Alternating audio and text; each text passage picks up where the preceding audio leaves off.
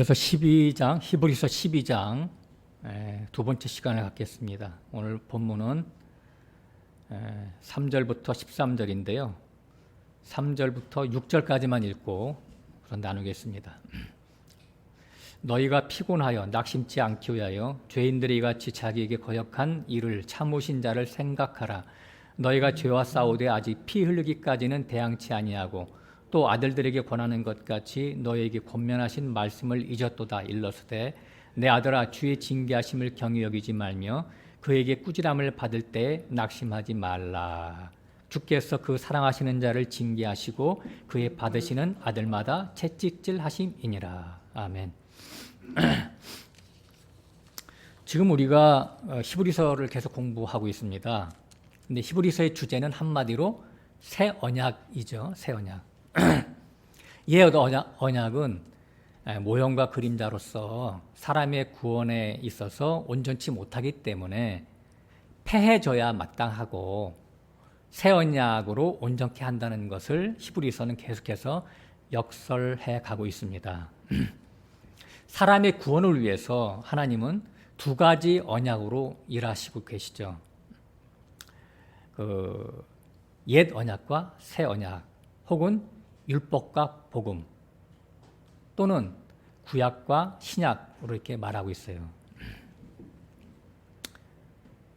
이것이 언제부터 계시되었느냐라고 하면은 최초로 창조된 아담과 하와 때부터 이것은 계시되어 있었어요.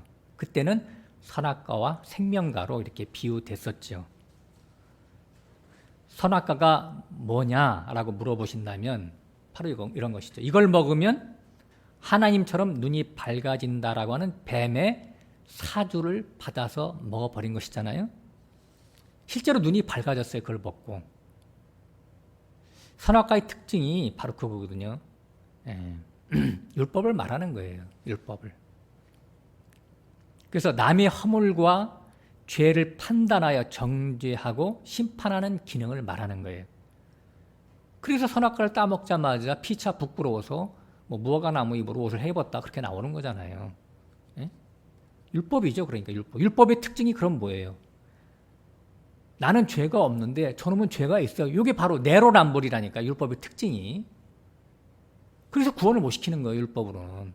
또 율법의 특징이 뭐냐? 나는 죄가 있긴 있는데 난 죄가 조금 있고 쟤는 죄가 많아요. 이렇게 나온다니까 율법이라는 게. 다 자기 중심적으로 상대적인 그런 선악관을 갖고 있어요.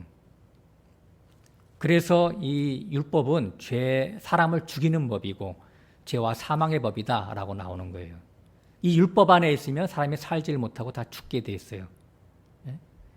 이전 투구가 계속해서 역사하는 것이죠. 옛사람이에요. 이거 옛 언약이라고 그래요. 옛 언약. 그러면 생명과라고 하는 것은 성령의 법, 성령의 법을 얘기하고 있어요. 예수 그리스도의 죄사함 안에 들어가서 영원한 안식을 누리는 것.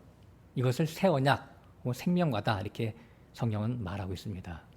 그렇다면 옛 언약과 새 언약을 운용하시는 목적이 뭘까요? 하나님이. 이게 바로 핵심입니다. 오늘 집중해서 잘 들으세요. 몇 번씩 들으세요. 설교를. 이런 굉장히 중요한 말씀을 지금 하고 있습니다. 옛 언약은 하나님과 사람의 쌍무계약이에요. 쌍무계약. 서로 피차 계약을 한 거예요. 그래서 하나님의 말씀을 사람이 잘 지킨다는 조건으로 계약을 맺은 거예요. 그래서 출애굽기에 보면 24장부터 32장, 34장까지 시내산에서 모세가 첫 번째 돌판을 받은 것이 바로 이 옛 언약이죠. 옛 언약.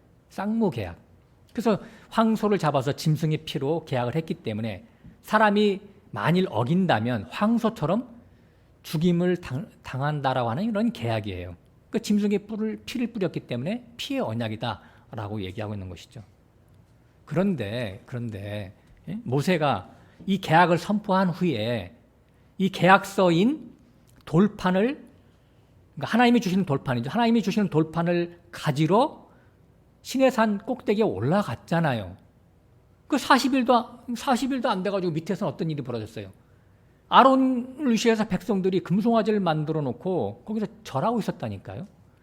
그래서 40일이 돼가지고 모세가 그 돌판을 가지고 내려오다가 그 현장을 목격하고 던져서 깨트려 버렸어요. 깨트렸다. 이게 무슨 말일까요?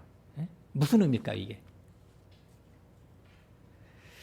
그러니까 자, 모세가 올라가서 40일도 안 되는 상황에서 금방 자기네들이 하나님의 말씀을 열심히 지키겠습니다 라고 해놓고 40일도 안 돼서 밑에서 하나님을 거역하는 우상 숭배를 했다는 것은 이게 무슨 뜻이냐면 사람은 불가능하다라는 것을 우리에게 보여주시기 위해서 그런 거예요. 사람은 안 된다라고 하는 거예요. 사람으로서는. 어떤 인간도 안 돼요. 70억 인구 중에서 그렇게 할 사람이 하나도 없어요. 석가모니도 못한다니까. 거짓말이지 석가모니도. 모든 인간이라고 하는 것이 이 모양 이 꼴이다라는 것을 보여주시기 위해서 하나님이 이런 역사를 일으키신 거죠. 그래서 첫 번째 돌판이 깨졌잖아요. 여기에 큰 의미가 내포되어 있어요. 첫 번째 돌판이 깨졌다는 여기에. 만일 이 첫 번째 돌판이 이 쌍모 계약서가 깨지지 않았다면 어떻게 돼야 되겠어요? 계약서대로 집행돼야 되겠죠. 이스라엘 백성들은 다 죽어야 돼요. 그 계약대로 집행돼야 되기 때문에 다 죽어야 되는데 어쨌든 이스라엘 백성들은 우상 숭배를 했잖아요.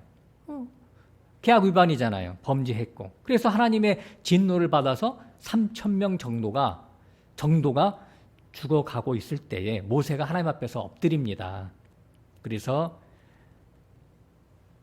이들을 용서해달라고. 그리고 용서하지 않을 바에야 내 이름을 하나님의 생명책에서 주의 기록한 책에서 내 이름을 기념책에서 제거해달라고 이렇게 엎드립니다. 이건 뭐예요? 다른 말로는 차라리 하나님 아버지 나를 죽여주세요. 나를. 자기 목숨을 걸고 중보하는 거예요. 이게 장난이 아니죠. 모세는. 진짜 자기 생명을 걸고 그 백성들을 지키기 위해서 중보한 거예요. 바로 이 대목이죠. 이 대목. 모세가 목숨을 걸고 중보했기 때문에 모세의 죽음을 담보로 하나님의 진노가 멈춘 거예요. 그러니까 모세의 죽음이 곧 첫 번째 돌판이 깨진 것과 같은 의미가 되는 것이죠. 그죠? 모세가 돌판을 던져 깬 것은 자기 생명을 담보로 그렇게 한 것이에요.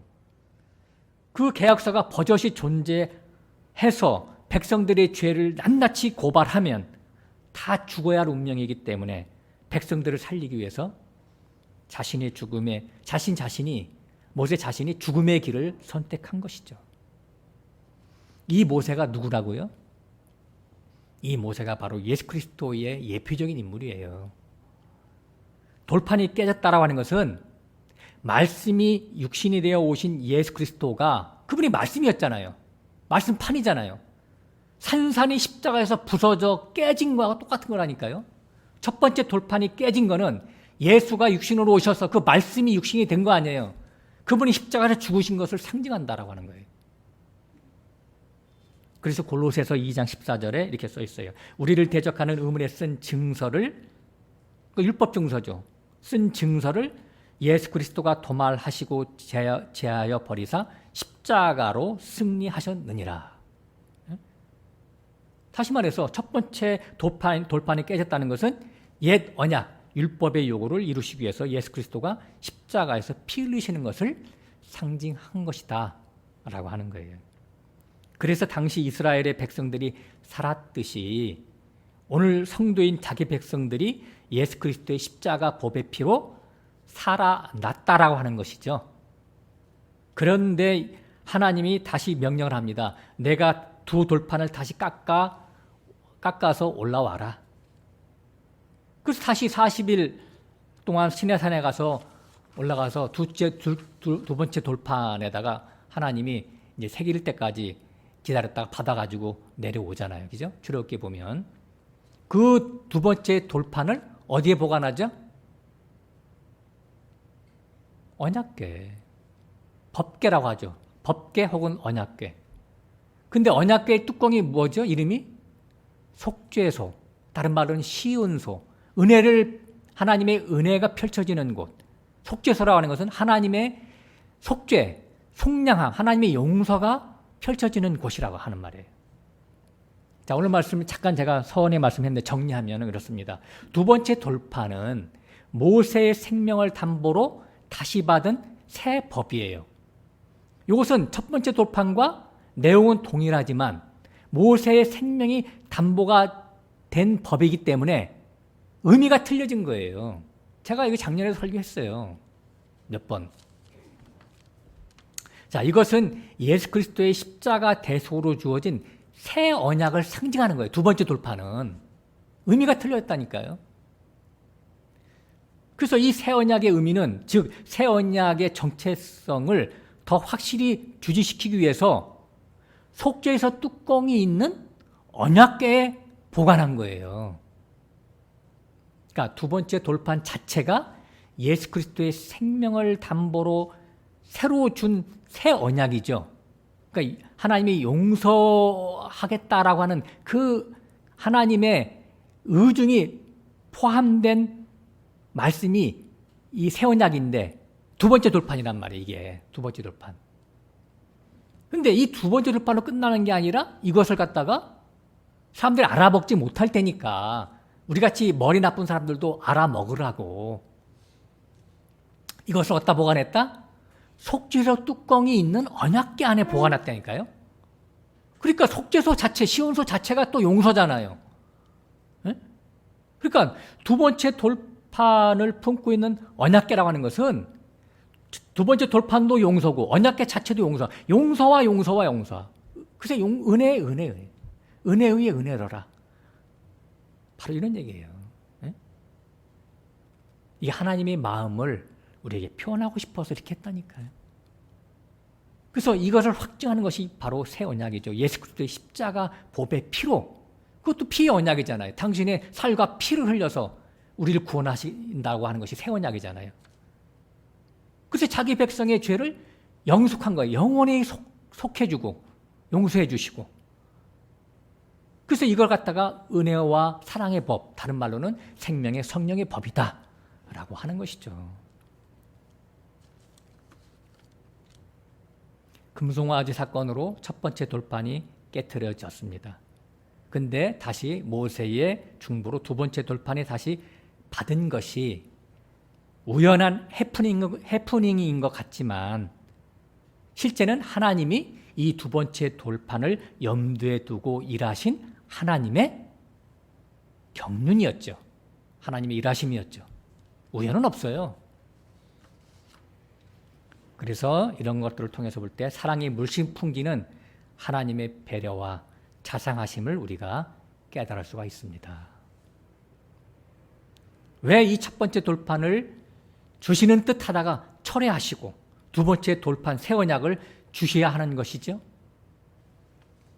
육신을 가진 죄인은 하나님의 말씀을 절대로 지켜낼 수 없음을 너무도 잘 아시기 때문에 줬다가 금방 회수해버린 거예요. 그리고 두 번째 돌판을 새 언약을 주시는 거예요. 이런 하나님의 인자하심과 사랑의 풍성하심이 성경에 잘 나와 있는데 그것이 많이 나와 있죠. 근데 가장 대표적인 거 출애굽기 34장 가서 읽어보겠습니다. 바로 이 두 번째 돌판을 받는 장면에서 이런 말씀을 하나님이 하시는 거예요. 이런 오늘 읽을 이런 구절들은 잘 기억해 두세요. 출애굽기 34장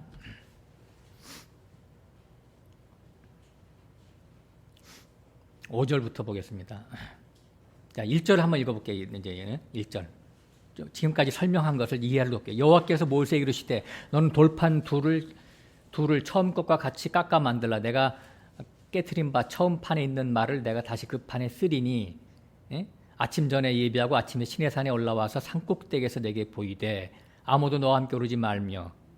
자, 4절. 모세가 돌판 둘을 처음 것과 같이 깎아 만들고 아침에 일찍 일어나 그 두 돌판을 손에 들고 여호와 명대로 시내산에 올라가니 여호와께서 구름 가운데 강림하사 그와 함께 서서 여호와의 이름을 반포하실세. 굉장히 중요합니다. 여호와의 이름을 반포하시는 거예요. 이거면 여호와의 이름이라고 하는 게 뭐냐면 여호와라고 하는 분은 그 속성이, 그 성품이 이러한 분이다라고 하는 것을 지금 말씀하시자고 말씀하시고자 하시는 거예요. 6절 여호와께서 그의 앞으로 지나가시며 반포하시되 여호와로라 여호와로라 자비롭고 은혜롭고 노하기를 더디하고 인자와 진실이 많은 하나님이로라. 이게 우리 하나님이라니까요. 어때요? 자비롭고 은혜롭고 노하기를 더디하고 인자와 진실이 많은 하나님이다.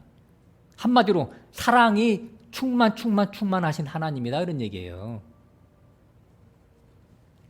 그래서 7절에 인자를 천대까지 베풀, 인자라고 하는 것은 이게 무슨 뜻이냐면 헤세드, 그런데 제가 얼마 전에도 글에도 썼지만 언약적인 사랑이에요. 그냥 어서 갑자기 하나님이 지나가다가 마음에 충동이 일어나서 사랑한다 그게 아니라 언약에 따른 사랑이란 말. 언약에 따른 예수, 하나님의 아들 예수와 하나님 아버지가 에베소서 1장에 보면 영원전 창세전에 서로 작정했잖아요, 둘이. 그래서 내 아들 예수의 피를 통해서 하나님의 아들들이 되게 피를 통해서 구속하여 하나님의 아들들이 되게 하겠다라고 하는 것이 에베소서 1장 3절부터 7절까지 쫙 써 있잖아요. 그 언약을 말하는 거예요. 창세전 아들과 아버지의 그 언약을 얘기하는 거예요. 창세전 작정이죠. 창세전 예정.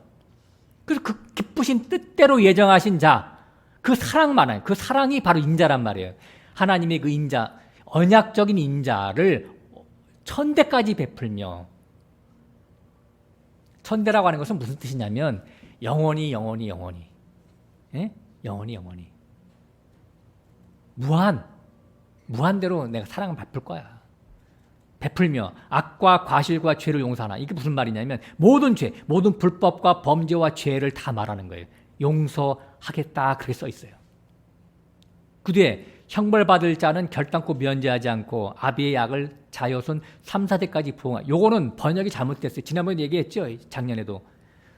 앞에는 1000대까지 용서한다고 해놓고 사랑한다고 해놓고 뒤에 가서는 3, 4대까지는 뭐 부응한다? 이게 아니고 이게 공동번역으로 나중에 가서 보세요. 공동번역은 뭐라고 나와 있냐면 악과 과실과 죄를 용서하나 그렇다고 벌하지 않는 것은 아니다.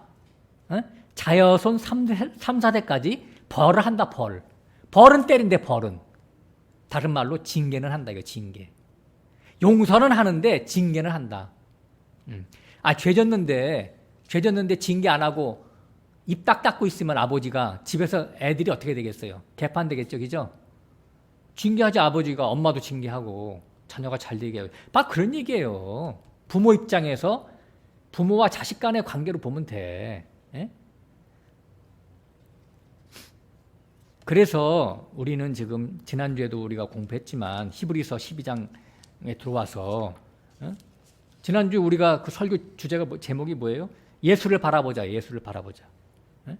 여기서 말하는 좀 아까 여호와라고 하는 말이 예수예요. 예수. 신약에 오면 예수. 그분이 천지를 다 창조했잖아요. 말씀으로 창조하신 하나님 아니에요? 그래서 예수를 바라보자. 이 큰 일을 이루신 예수의 십자가를 바라보자는 얘기예요.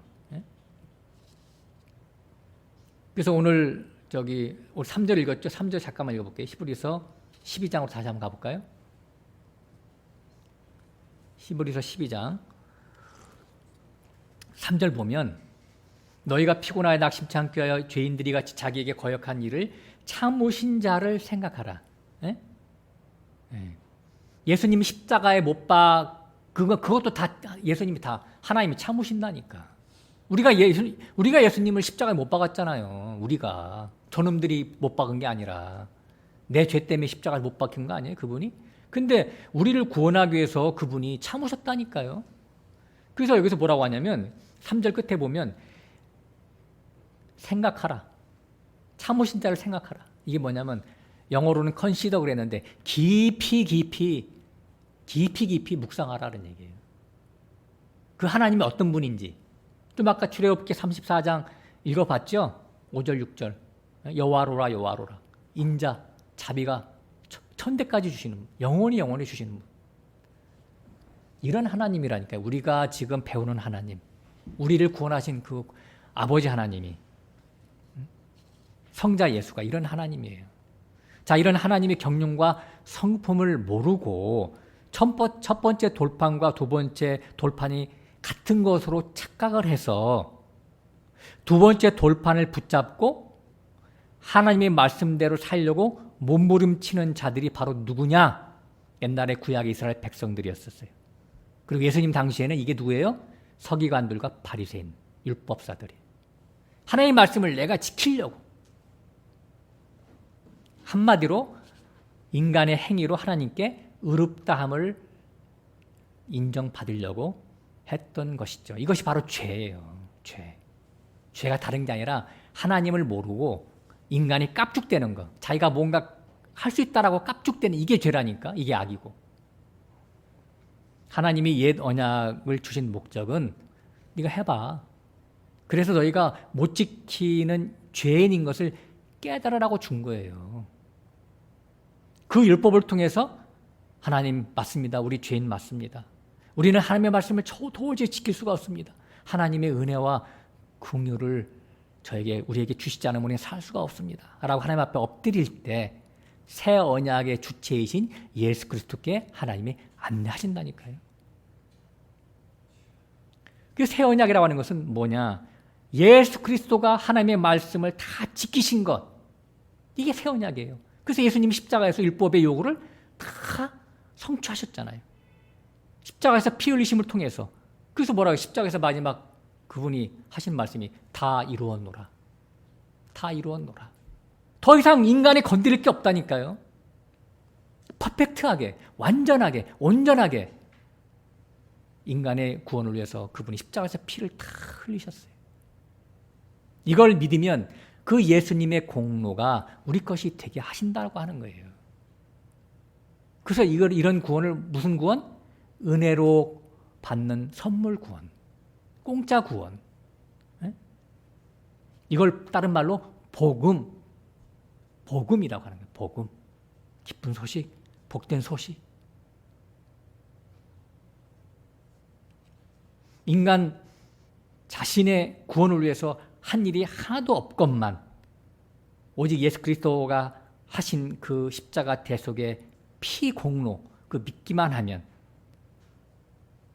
그 죄사함을 우리에게 주셔서 하나님이 우리를 의롭다 하시고 성령을 우리에게 주셔서 우리를 거룩하다 하신다라고 하는 거예요. 이 구원 얼마나 기쁜 소식입니까? 그래서 이게 복된 소식, 복음이에요. 그런데 이 복음을 전하면 기뻐하는 자가 있고 싫어하는 자가 있다니까요. 여기서 자기 백성과 자기 백성이 아닌 자들이 1차적으로 걸러져요. 1차적으로. 물론 나중에 갔다가 또 돌아오는 사람도 있죠. 저같이 이렇게 수십 년 동안 교회 생활하면서 이걸 몰랐으니까 돌아오는 자들이 있죠. 1차적으로는 일단 자기 백성이 아닌 자와 자기 백성인 자가 걸러져요. 1차적으로. 하나님이 거저주시는 이 구원이 복음인데 누가 기뻐해요? 자기 자신의 무능함, 무기력함, 그리고 자기 자신에게서는 죄밖에 나오지 않고 죄를 도저히 이길 수 없다고 하는 그 연약함을 절실히 깨달은 자, 자기 자신은 죄만 짓는 자라고 하는 것을 깨달은 자는 하나님이 거저주시는 은혜를 너무나 기뻐서 받죠. 아멘하고. 하나님이 나에게 거저주지 않으면 나는 구원받을 수가 없는 존재입니다. 하나님 감사합니다. 이렇게 받죠. 이게 바로 누구냐? 하나님의 은혜를 입은 자들이에요. 하나님의 은혜 입은 자. 그런데 반대로 복음을 우습게 보고 영접하지 않는 자는 누구예요? 자기가 그래도 하나님의 말씀을 지킬 수 있다라고 여기는 자들이죠. 이들의 논리는 무엇입니까? 어떻게 천국을 공짜로 가냐? 에? 맨입으로 천국 간다고 한다고 하는 것은 도둑놈 심보다. 에? 그래도 천국 갈 만한 어느 정도 일을 해야지 가는 것이지 천국이라 하는 데가. 에? 그냥 예정되어서 간다? 난 그런 천국 싫어. 그렇게 나오죠. 그들이 주장하는 바예요.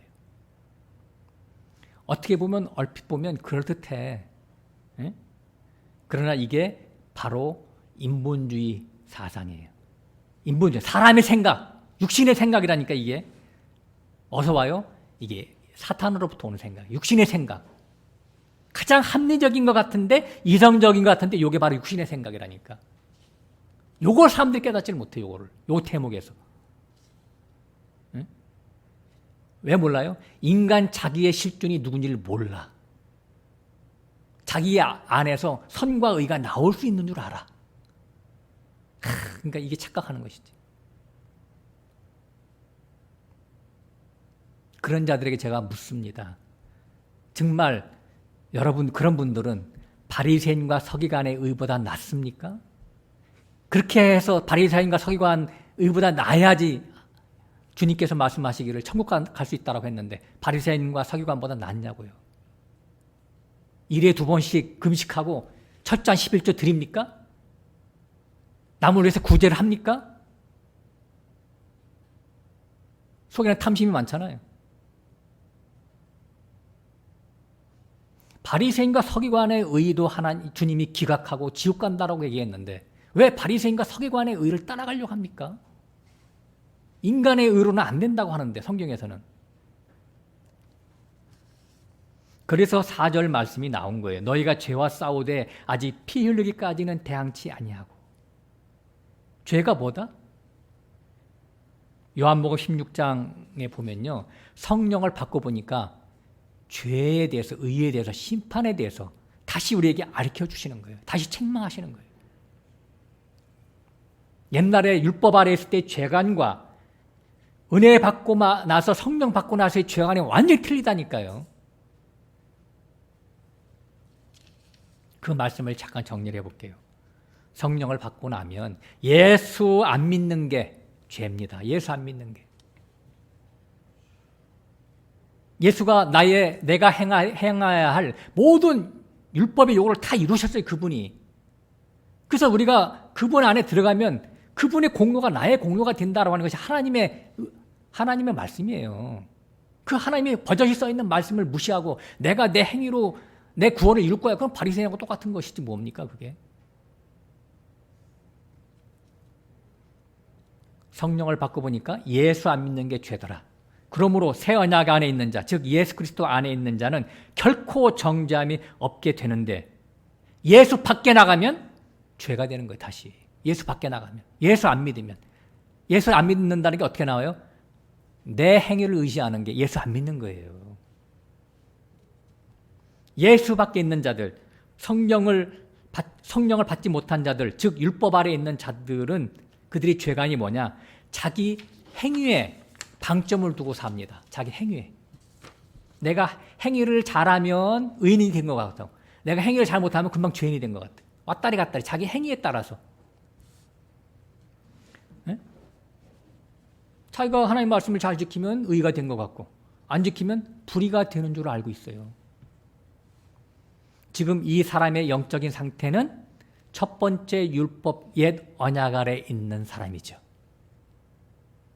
아직 쌍무계약에 머물고 있다라고 하는 거예요. 그죠? 옛날 이스라엘 백성들이 여기에 머물러 다 죽었잖아요. 우리가 하나님 말씀을 지키겠나이다. 그렇게 한 거잖아요. 황소 피를 뿌려가면서. 뒤돌아서니까 금송아지 만들었잖아요. 똑같은 거예요. 인간이라고 하는 것은. 구약 4000년 역사가 하나님께 거역하고 불순종한 역사입니다. 설사 이것을 문자적으로 잘 지켰다고 해도 쓸데없는 짓이에요. nothing입니다. 바울이 그랬잖아요. 내가 율법의 의로는 흠이 없는 자였다 라고 했지만 그러나 성령을 나중에 받고 보니까 그게 불이었음을 알게 된 거예요. 불이. 배설물. 자기 의만 쌓더라 말이에요. 그 시절에 자기 의. 율법을 지킬수록 자기 의가 높아져. 바리새인들의 죄가 뭐죠? 사도 바울도 사울이었을 때 바리새인이었잖아요. 자기 행위로 하나님의 의를 이룰 수 있다라고 착각한 것이죠. 하나님의 말씀을 지킨 것을 의라고 하나님께 명함을 내민 거예요. 이게 자기 의 쌓기죠. 이건 신앙이 아니에요. 자기 겉으로는 하나님 말씀을 지켰는데 속마음 어때요? 속은 온갖 탐심과 시기와 질투와 미움과 간음과 수군거림과 이런 것들로 가득해. 이게 살인자가 뭐예요? 간음자가 누구예요? 예수님이 마태복음 5장 산상수훈에서 너 형제를 미워하면 너 살인한 거고, 응? 지나가다 여자가 쳐다만 봐도 너 간음한 거야. 이렇게 나오잖아요. 여기서 자유로울 사람이 있어요? 너희들은 하나님의 율법을 지킬 수 없다라고 하는 선언이잖아요. 근데 겉은 하나님의 말씀을 지켜서 나 그래도 괜찮은 놈이지. 속은 온갖 더러운 것으로 가득 차서 예수님이 뭐라고 그랬어요? 이 회칠한 무덤아, 외식하는 자들아, 너희 아비는 마귀니라. 너희 다 지옥 갈 놈들이야. 이렇게 심판을 해버리잖아요. 성경은 사람이 원하시는 선과 의를 이룰 수 없다라고 수없이 말하고 있습니다. 몇 가지 예를 들면 예레미야 13장에서는 구수인이 그 피부를 하얗게 할 수 없고 표범이 그 얼룩을 지울 수가 없듯이 너희들도 선을 행할 수가 없어. 죄인들은 선을 행할 수가 없어. 그런 얘기. 구수인이 그 피부를 하얗게 할 수 있다면, 표범이 그 얼룩을 세탁해서 없앨 수 있다면 죄인들인 너희들도 하나님의 선을 행할 수가 있을 거야. 불가능하다는 얘기잖아요. 창세기 6장하고 9장에 두 번이나 나오죠. 사람이 어려서부터 그 생각하는 바와 계획하는 바가 항상 악할 뿐이다. 항상 악할 뿐이다. 이게 뭐예요? 악하지 않은 게 없고 악하지 않을 때가 없단 말이에요. Everything, every time. 이게 하나님이 우리를 보시는 시각이라니까. 성경에서 말하는 악이 뭐라고요? 자기 가능성을 갖고 있는 것을 악으로 규정해요. 자기의 존재감이 하나님을 대적하기 때문에 그렇죠. 그 성경은 계속해서 말하고 의인은 없나니 하나도 없다. 사람의 의인은 다 더러운 걸레와 같다. 더러운 옷과 같다 그랬어요. 그래서 시편 51편에 다윗이 내가 모친의 태에서부터 내가 죄악 가운데 출생했노라고 토설하고 있잖아요. 네? 이것에 대한 분명한 인식을 갖고 있어야 자기 의를 내 동댕이에 칠 수가 있어요. 네? 제발 자기 자신이 뭔가 할 수 있다라고 좀 깝죽대지 마세요. 그러므로 성령 받지 못한 모든 사람은 그들이 비록 수십 년 교회 다니고 신앙생활 했어도 자신의 이런 실존을 모르지요. 그래서 뭔가 자신의 행함으로 하나님께 인정을 받고 그 행함으로 구원도 받으려고 하는 거예요. 이게 뭐다? 자신이 아무것도 할 수 없는 죄인인 것을 몰라서 나오는 악이고 죄죠. 이들의 가치관, 이들의 구원관이 뭐예요? 사람 하기 나름으로 구원이 될 수도 있고 구원이 안 될 수도 있다 이렇게 생각하는 거예요. 인간 하기 나름으로. 참 이게 바로 큰 문제라니까요. 계속해서 자기 자신에게 방점을 찍고 있는 거. 내게 의미가 있다고 생각하는 거. 성경에서는 인간은 먼지와 티끌이와 안개와 같다고 하는데 하루살이에 같다고 하는데 자기는 그걸 부정해.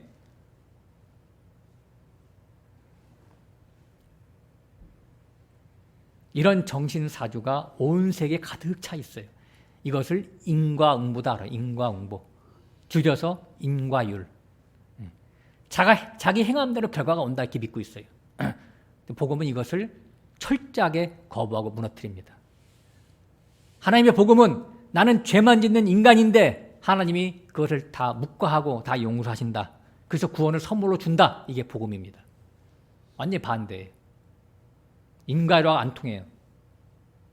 이 인과율을 깨트리기 위해서 욥기 42장에 그렇게 길게 써나간 거예요. 하나님이. 욥과 그 욥의 친구들의 정신사고를 다 깨트리기 위해서.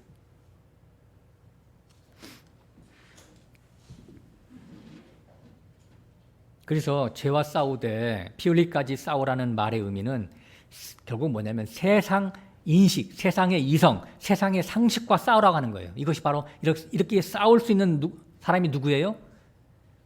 이 세상에 성도밖에 없어요. 진리 지식을 갖고 있어야 이걸 싸워요.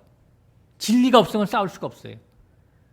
바리새인과 서기관처럼 뭐 내가 뭘 교통법규를 지켰네, 뭘 남한테 뭘 꿨는데 안 줬네, 이런 걸 죄라고 생각한다니까.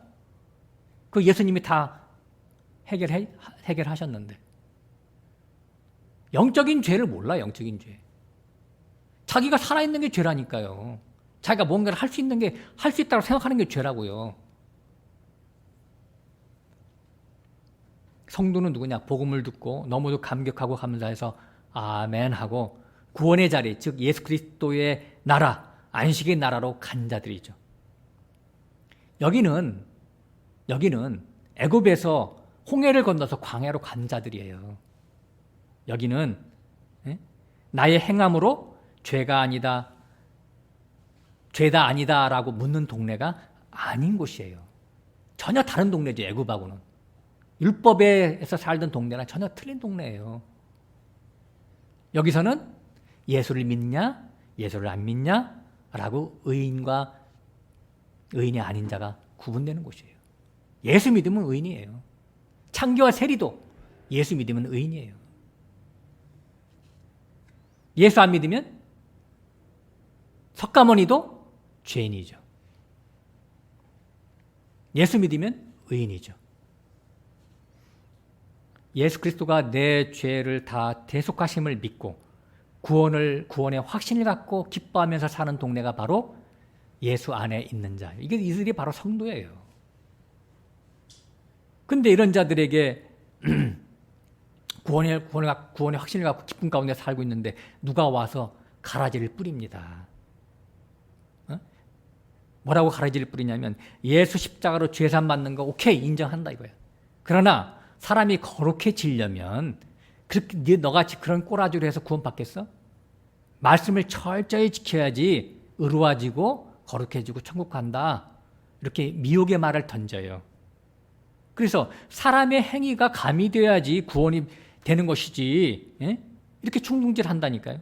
얼핏 들으면 합당한 것 같아. 이성적으로 들으면. 그래서 다시 사람의 의를 가미시키는 그런 사상에 동조를 하는데 따라가게 되겠죠.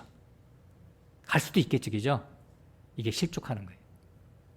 그래서 4절에서 말하는 죄와 싸우되 피 흘리기까지 싸우라는 말은 그런 영적 싸움의 의미는 뭐냐면 이걸 다른 말로 의의 싸움, 진리 싸움인데 여기 이런 싸움에 임해서 우리의 자세가 뭐냐?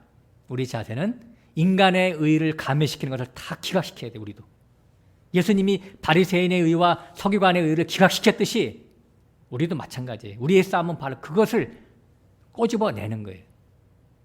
예수 그리스도가 홀로 십자가에서 다 이루어노라를 붙잡고 새 언약을 깊이 묵상하고 생각하고 다시 예수 그리스도를 바라보는 삶. 이게 바로 우리가 생명을 걸고 피를 흘리기까지 우리가 마귀와 대적하는 거예요. 이것이 바로 죄와 싸우되 피 흘리기까지 싸우라고 하는 말씀의 진의입니다. 참 뜻이에요. 마귀의 전략은 예수 십자가만 의지하는 신앙을 무력화시키는 거예요. 너 예수 믿어? 예. 오히려 예수 믿어. 박수치고 권장한다니까요.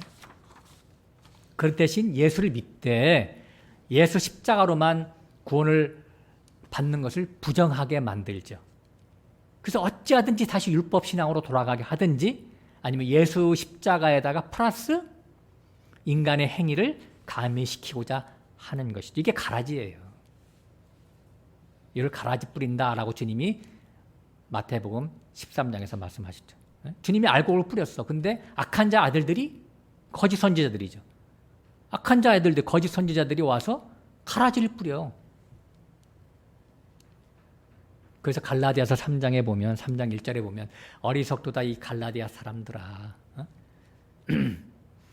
예수 그리스도가 십자가에 못 박힌 것이 밝히 보이거늘 어찌 다시 육체로 돌아가겠느냐. 다시 율법으로 돌아가느냐. 이렇게 말하고 있잖아요. 율법과 육체는 같은 거예요. 율법은 사람의 육체의 행위를 부추기는 것이기 때문에 율법과 육체의 일은 같은 겁니다. 복음 플러스 말씀 지킴, 이것이 바로 갈라디안식 신앙이에요. 짬뽕. 이게 바로 바벨론이에요. 바벨론. 짬뽕 혼합주의. 이게 성경에서 사도 바울은 갈라디아서 1장에서 다른 복음이다 라고 해요. 다른 복음. 저주를 받아라. 가서 잠깐 보겠습니다. 갈라디아서 1장.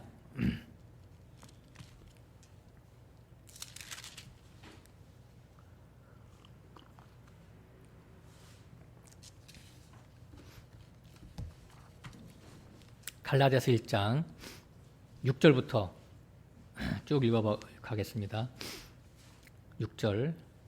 그리스도의 은혜로 너희를 부르신 이를 이같이 속히 떠나 다른 복음을 쫓는 것을 내가 이상히 여기노라. 다른 복음은 없나니 다만 어떤 사람들이 너희를 요란케 하여 그리스도의 복음을 변하게 함이라. 그러니까 사람의 의를 계속 추가시키는 거죠.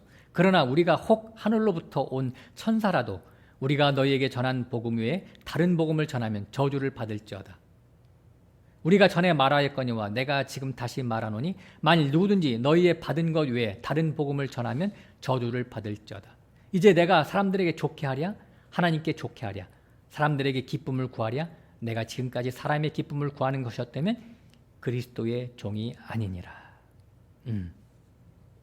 충분히 이해하셨죠? 다른 복음이 뭔지. 예수 십자가에다가 인간의 의를 추가시키는 게 다른 복음이에요. 물론 뭐 은사주의, 기복주의 뭐 그런 거 다 다른 복음이죠. 근데 가장 그렇단 다른 복음이 뭐냐? 가장 위험한 다른 복음. 분별하기 어려운 다른 복음. 예수 십자가 믿으면서 인간의 의로 거룩해지자라고 하는 것이 이게 다른 복음이에요.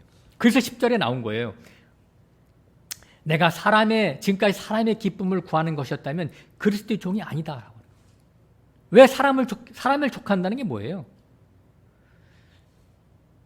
사람의 행위를 인정해 주는 거. 사람을 긍정해 주는 거죠. 이 사람 얼마나 좋아해요. 뭐 누가 충성봉사 해봐요. 막 그 목회자가 위에서 인정해 주고 막 칭찬해 주고 그래봐요. 얼마나 좋아해요. 근데 그것이 필요 없다는 게 아니라 그것은 우리의 구원과는 관계가 없다니까요. 그래서 구원받고 안 받고 하는 게 아니라고요. 그게 은혜로 하는 것이 기쁨 가운데서 하는 자들은 그것이 없어도 구원받아요. 분명히 말씀드리지만. 그래서 이렇게 사람을 기쁘게 하는 말을 해주는 그것을 성경은 완전히 거부하는 거예요. 왜? 성경은 인간의 어떠함을 완전히 부정하는 거거든요. 가능성을. 이게 복음이니까. 그래서 6절에 그리스도의 은혜로 너희를 부르신 이를 이같이 속히 떠나. 우리의 구원에는 오직 그리스도의 은혜, 하나님의 은혜밖에 없어요. 하나님의 은혜로 거저주시는 게 하나님의 구원이죠. 근데 내 의가 여기서처럼 속히 떠나 내 의가 나가는 즉시 은혜는 소멸됩니다. 소멸돼. 대표적인 예를 제가 하나 들어볼게요. 다윗이 하나님의 은혜를 상실하자 즉시 범법에 떨어졌어요. 범죄하게 됐어요. 내가 몇 번 얘기했지만 다시 한번 오늘 말씀을 통해서 다윗의 본질을 한번 알아보는 시간을 갖겠습니다. 본래 다윗은 왕의 제목감이 아니었었어요. 왕제의 어떤 자격이 있는 자가 아니었었어요. 그죠? 네. 부친 이새의 여덟 아들 중에서 막내로 태어났죠. 그래서 사울왕이 이제 기각당하자 선지자 사무엘을 보내서 이새의 집에 보내서 그 아들들 중에서 한 명을 골라서 기름을 부어 왕으로 삼으라 이렇게 하나님이 이제 사무엘에게 명령을 해서 이새의 집으로 사무엘이 갔잖아요. 그래서 이새가 깜짝 놀래가지고 이제 대선지자가 왔으니까 그건 이제 자초지종을 얘기 듣고 아들들을 다 오게 이제 음식을 준비해 놓고 아들들을 다 오게 하잖아요. 그래서 첫 번째부터 7번째까지 다 이렇게 심사를 했는데 다 아들들이 잘났어요. 이새의 아들들이 훌륭해요. 첫 번째부터. 근데 첫 번째 했는데 하나님이 음성이 아니다. 그러니까 계속해서 7명이 다 지나갔는데 하나님의 음성이 아니다라고 하는 거예요. 그래서 이새에게 물어봅니다. 이게 답니까? 아들들 다 왔습니까? 했더니 막내 하나 남았는데 얘가 지금 저 들에서 양치고 있습니다. 이렇게 한 거예요. 데려와라. 아버지가 얼마나 자기 아들 보기에 깜이 안 됐으면 부르지도 않았어. 깜이 안 됐으면. 그 자기 아들을 아버지처럼 잘 아는 사람이 어디 있어요, 세상에서. 아들은 잘 알죠. 속속들이. 그러니까 인간의 눈으로 볼 때는 깜이 안 되는 사람이지만 하나님의 눈으로 볼 때는 그게 바로 깜이 된다니까. 반대 인간의 눈하고는 어리석고 부족하고 모자란 사람을 하나님 택해서 하나님의 종으로 사용하신다니까. 대대로 보면, 역사를 보면 사사시대 사사들 봐요. 다 왼손잡이에다가 모자른 기생 출신에다가 소생에다가 또 뭐예요? 형편없는 사람들이에요, 다들. 하나님은 누구를 붙잡고 일하신다? 찌질이 못나니 모자란 자. 그때가 13세야. 다윗이 13살. 13살. 중학교 1학년, 6학년, 초등학교 6학년, 중학교 1학년, 그 나이. 그 기름을 부니까 성경에 뭐라고 써있냐. 하나님의 신이 감동했다. 그때부터 이렇게 나오잖아요. 그래서 그냥 나가서 골리앗을 물리친 거예요. 13살짜리가. 말이나 됩니까, 그게? 말이 안 되죠. 근데 하나님의 신이 감동하니까 배는 게 없는 거야. 그냥 배는 게 없어. 그래서 이스라엘의 영웅이 되잖아요. 전승, 모든 전투에서 이기고. 그래서 화려한 이력을 쌓게 되고 나중에는 왕으로 등극합니다. 그래서 왕이 돼가지고 주변 국가를 다 제압을 하죠. 그래서 조공을 받고 그래서 태평성대를 이루는 그러한 아주 전무후무한 이스라엘의 그 역사를 만들었죠. 그러니까 되게 태평성대가 계속되니까 교만이 싹트게 된 거예요. 그래서 그 성경의 기록에 보면 해질녘에 껌껌한 땅거미가 깔릴 때 왕궁 지붕 위에서 거닐다가 뒷짐을 지고 거닐다가 생각한 거죠. 야, 그래도 내가 이러한 이스라엘 나라 태평성대를 일으켰으니까 내가 그래도 꽤 괜찮은 놈이지? 자기 자신에 대해서 이렇게 평가한 거죠. 하나님이 나를 붙잡고 일하셨지만 그래도 내가 가능성이 있으니까 하나님이 나를 붙잡고 쓰신 것이 맞겠지? 이렇게 생각한 것이죠.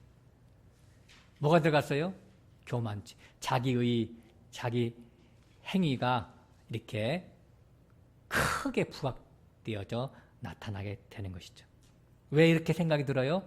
하나님의 은혜가 메말라 갔기 때문에, 교만이 싹트기 때문에 자기 의가 고개를 들게 된 거예요. 그래서 죄를 짓게 되죠. 그 유명한 밧세바 사건, 간음과 살인죄. 이스라엘에 있어서 이런 극악무도한 죄를 진 사람은 이스라엘의 역사 이래로 없었어요. 그것도 평민이 아니라 하나님이 내 마음에 합한 자라고 했던 그 왕이 그런 일을 저질렀다니까요. 이게 인간의 본 모습이에요. 왜 이런 죄가 왔다? 이게 중요합니다. 순서가 뒤바뀌면 안 돼요. 죄를 졌기에 하나님의 은혜에서 떨어진 게 아니라 하나님의 은혜에서 떨어졌기 때문에 죄 짓는 것으로 나타난 거예요. 그래서 우리는 하나님의 은혜에서 떨어지지 않기 위해서 막 성경 붙잡고 기도하고 주일날에도 오기 싫어도 일주일에 한 번 오는 게 힘들어요? 다른 데는 막 수요 예배, 저녁 예배, 금요 예배도 다 있는데 여러분을 위해서 하는 말씀이에요. 하나님의 신이 떠나면 인간은 즉시 죄 아래로 떨어집니다. 하나님이 허락한 거지, 죄 짓는 것을. 그래서 죄를 져서 얻어 터진 다음에 정신 차리라고 하나님이 허락한 거예요. 그러니까 사람이라고 하는 것은 자기가 서 있다라고 생각하면 이미 넘어진 자가 되는 거예요. 교만죄. 내가 이 정도 했으면 잘했지. 그 교만죄죠. 다윗은 하나님이 사랑하시는 아들이기 때문에 죄에 넘어지게 해서 그 죄값을 물어서 징계하신 것이죠. 그래서 고난 속으로 몰아넣었잖아요. 고난 속으로. 이게 하나님의 아들과 하나님의 아들이 아닌 자의 차이예요. 사울왕도 똑같이 불순종한 죄가 있지만 하나님이 사울은 징계하지 않고 그냥 내쳐버렸어요. 몇 번 잘못했는데 용서할 기회도 주지 않았어요. 회개할 기회도 그냥 내쳐버렸어요. 왜? 하나님의 신이 떠나면 회개도 안 된다니까요. 회개도 하나님의 신이 부어 넣어줘야 회개가 되는 거예요.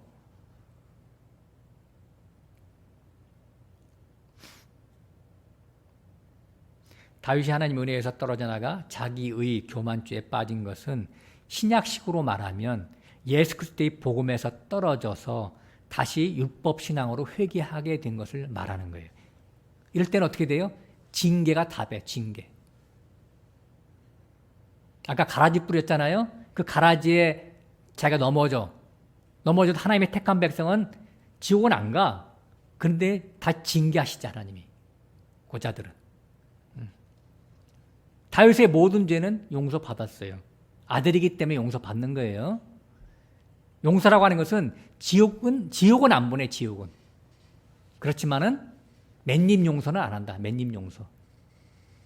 우리가 자식들이 잘못하면 한두 번 이렇게 용서하는 척하다 나중에 진짜 잘못하면은 맨입 용서가 있어요? 엎드려 뻗쳐하고 야구방망이 부러뜨리지? 그 진짜 그 아버지잖아요.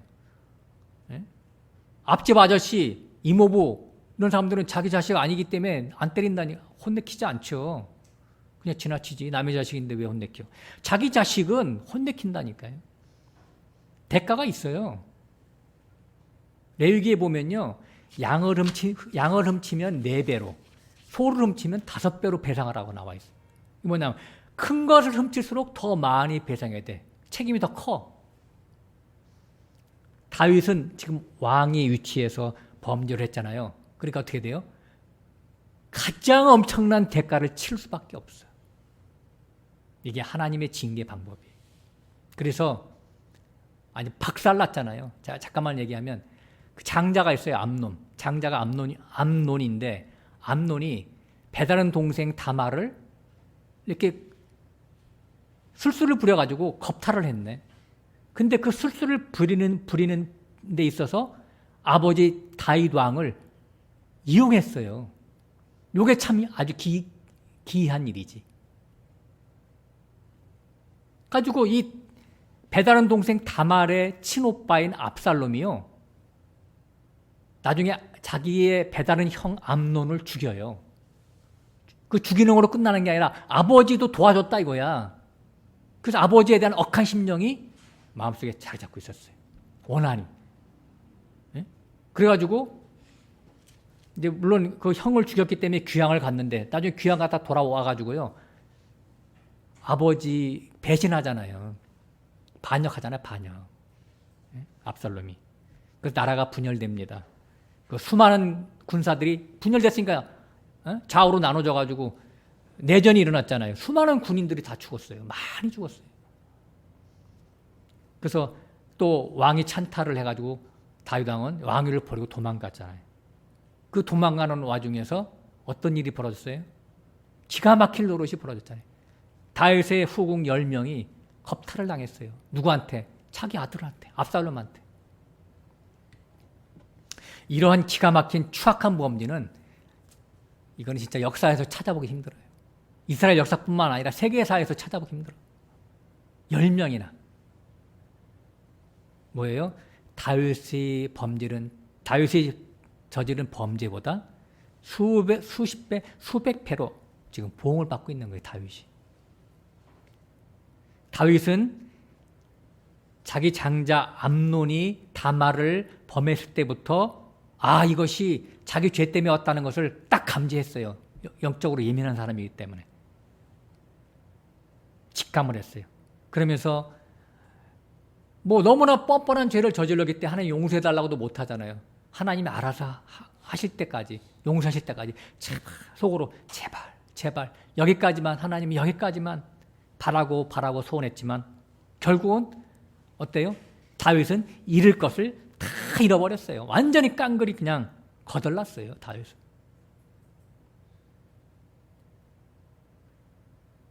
그렇죠? 후궁 10명까지 겁탈당했다고 하는 것은 더 이상 뭐 바랄 게 없잖아요.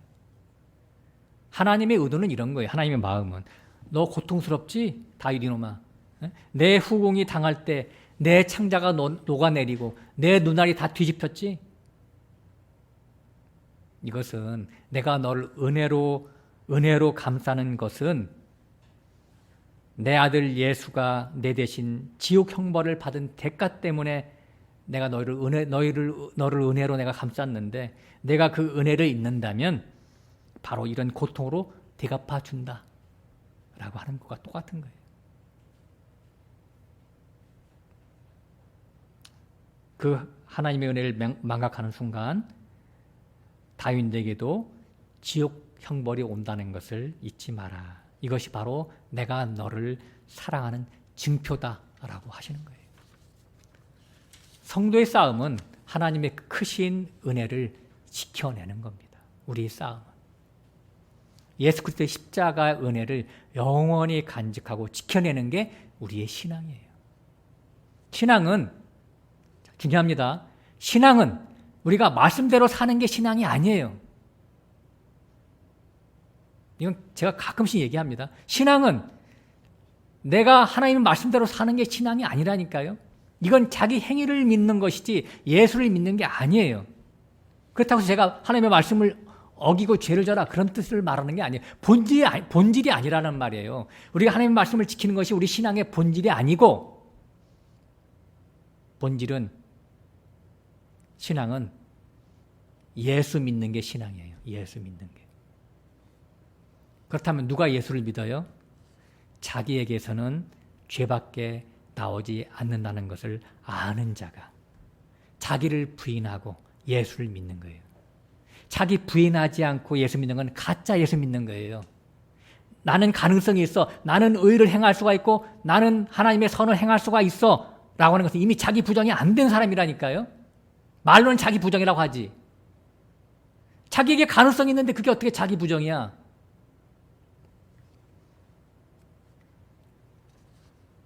자기가 죄인인 것을 아는 자는 예수님의 은혜가 너무너무 소중하고 감사해서 예수 안에 깊이 잠겨 살고자 합니다. 이것이 바로 참된 신앙입니다. 이것이 바로 참된 믿음입니다. 그러나 이런 걸 알고 있어도 육신을 갖고 사는 인간은 이걸 알면서도 또 넘어지는 게 다반사죠. 이스라엘의 역사를 보면 그렇잖아요. 제가 칠판에도 써놨지만 평안이 지속되면 어떻게 돼요? 하나님 배신해. 하나님 배신해. 하나님 배신하면 또 징계가 와. 징계가 오면 또 아이고 아파 그러고선 이게 아니지 그러고 회개해. 회개하면 또 하나님이 또 회복시켜 주셔서 평안과 안식을 또 주십니다. 또 평안과 안식이 또 한참 가. 그럼 또 하나님 또 배신해. 이게 계속해서 이스라엘 백성들이 사이클이에요. 사이클. 이 사이클이 반복되기 때문에 이 사이클, 그러므로 하나님은 이 육신의 속성을 너무도 잘 아시기 때문에 계속적인 평안을 허락하지 않겠죠. 이 사이클이 반복되면 안 되기 때문에 평안이 갈 때쯤 예를 들어서 평안이 한 3년 가야 되는데 평안이 3년은 가지 않고 한 달만 가게 하는 거야. 에? 하나님은 평안을 한 3년, 4년, 영원히 평안을 누리게 하고 싶어, 우리 구원받았으면. 근데 육신을 갖고 있기 때문에 또 죄 아래 넘어져. 하나님 배신해. 그러니까 3년이 아니라 한 달만 가게. 너무 짧게 끊어버려. 그리고 뭘 줘요? 고난을 줘. 고난. 징계를 줘, 징계.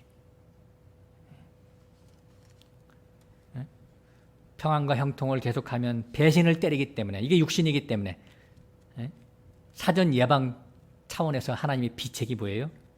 이 비방책이라고 하죠. 비방책. 고난을 주시는 거예요. 이게 징계예요. 지난주에도 제가 말씀했잖아요. 그죠? 하나님이 야곱은 사랑하고 에서는 미워했다 할 때, 에서는 노타치야. 유기. 사랑한 야곱은 어떻게 돼요? 실제로 야곱의 일생을 한마디로 얘기하면 뭐예요? 험악한 세월을 살았습니다. 험악한. 네. 고난 가운데 사는 거야. 고난 가운데. 이게 성도의 길이 다 이래요. 이게 하나님 사랑의 증거죠. 증거. 오늘 본문 제가 다 읽어보지는 않았지만 히브리서 밑에 쭉 보면 하나님이 사랑하는 아들은 징계하고 사생자는 징계하지 않는다. 그런 말이 나오잖아요. 너무나 유명하기 때문에 시간도 없고 읽지는 않았습니다만 다 아시는 내용이니까. 그러니까 고난받는 것이 하나님의 사랑의 징표예요. 그래서 시편 119편에도 그러잖아요. 119편에도 내가 고난받는 것이 내 유익이다. 이로써 내가 주의 윤례를 배우게 되었나이다. 그런 말 나오잖아요. 시편 23편도 그러잖아요. 여호와는 나의 목자시니 내게 부족함이 없으리로다. 그렇게 한 다음에 뭐라고 그래요? 내가 사망의 음침한 골짜기를 다닐지라도. 그렇죠? 아니 주님이 나의 목자인데 어떻게 내가 사망의 음침한 골짜기로 떨어질 수가 있어? 근데 사망의 음침한 골짜기로 안배하신대요. 왜? 이게 필요하니까. 이게 필요하니까. 네. 그 양을 사망의 음침한 골짜기로 집어넣는데요, 하나님이. 대신 주의 막대기와 지팡이로 나를 지켜보고 하신대요. 네? 우리 주님의 손 안에 있다니까, 우리는. 다만 너무나 평안과 안식을 욕심내지 마세요. 그건 우리의 몫이 아니야. 이방인의 몫이지. 자, 베드로전서 4장 가서 읽고 마무리해 보겠습니다. 베드로전서 4장.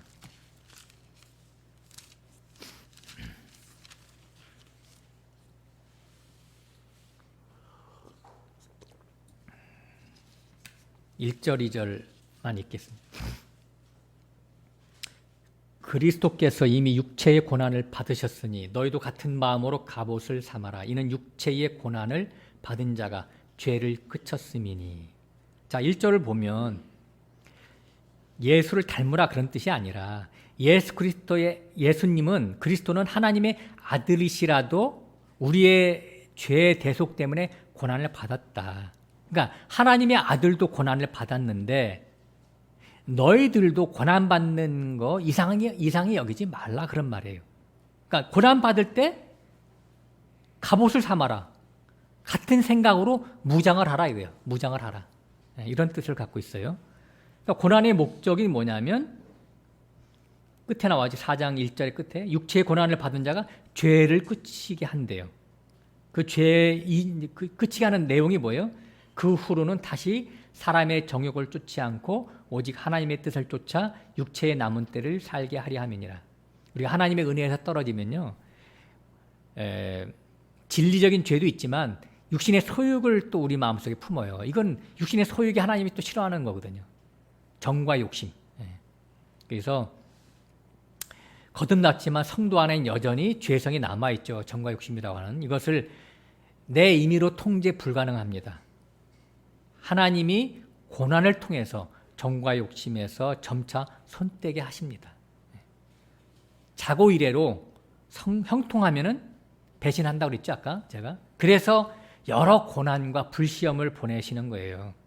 그래서 세상을 돋보지 말라고, 세상성을 추구하지 말라고. 그 전에 4장 폈죠? 12절 가보, 12절. 사랑하는 자들아, 너희를 실현하려고 오는 불시험을 이상한 일 당하는 것으로 이상히 여기지 말라. 오직 너희가 그리스도의 고난에 참여하는 것으로 즐거워하라. 이는 그의 영광을 나타나실 때 너희로 즐거워하고 기뻐하게 하려 함이니라. 그러니까 예수님이 재림하실 때 베드로전서 1장 7절에 지난주에 읽었잖아요. 예수님이 나타나실 때에 칭찬과 영광과 존귀를 얻게 하려 함이니라. 이렇게 뭔가 칭찬받아야 되는데 이 땅의 것 갖고 거듭났다고 하고 좋아하면서 이 땅의 것 갖고 막 씨름하고 그러다가 주님이 거듭나가지고 주님이 재림하실 때 그냥 간신히 천국만 그냥 가면 그게 뭐가 되겠어요? 하나님의 칭찬이 없잖아요. 그죠? 그것을 지금 경계하는 말씀으로 하시는 거예요. 자, 5장 가볼게요. 5장. 베드로전서 5장 8절 9절. 근신하라 깨어라 너희 대적 마귀가 우는 사자같이 두루다니며 삼킬 자를 찾나니 너희는 믿음을 굳게 하여 저를 대적하라. 이는 세상에 있는 너희 형제들도 동일한 고난을 당하는 줄을 알미니라. 자, 여기를 마귀를 대적하라고 그랬어요. 자, 마귀를 대적하라. 야, 마귀를 대적하는데 우리가 마귀를 잘 대적해야 하네요. 에? 참 넘어질 때 많죠. 솔직히 말씀드려서. 에? 그러니까 여기서 끝나면은 우리는 낙심할 수밖에 없어요. 왜? 우리는 능력이 그게 안 되기 때문에 그렇거든요. 그래서 10절 말씀이 나온 거예요. 10절. 10절 한번 읽어볼게요. 모든 은혜의 하나님 곧 그리스도 안에서 너희를 부르사 자기의 영원한 영광에 들어가게 하신 이가 잠깐 고난받는 너희를 친히 온전케 하시고 굳게 하시고 강하게 하시며 털을 견고케 하시리라. 다시 한번 뒷부분을 읽어볼게요. 친히, 예수님이 친히 우리를 온전케 하시고 굳게 하시고 강하게 하시고 털을 견고케 하신대. 우리 안에 오신 그리스도의 영, 성령께서 그날까지 인도하신다라고 하는 약속이에요. 여러 가지 이제 뭐 지금 고난도 주시고 여러 가지 사건과 환경으로 안배를 하시겠죠. 어쨌든 하나님이 우리를 이렇게 이끌고 가세요. 그래서 우리의 구원은 영원하고 온전한 것입니다. 주께서 십자가에서 다 이뤘느니라. 주님이 다 하신 것을 믿고 우리 남은 날을 끝까지 사시는 저와 여러분이 되시기를 소원합니다. 기도하겠습니다.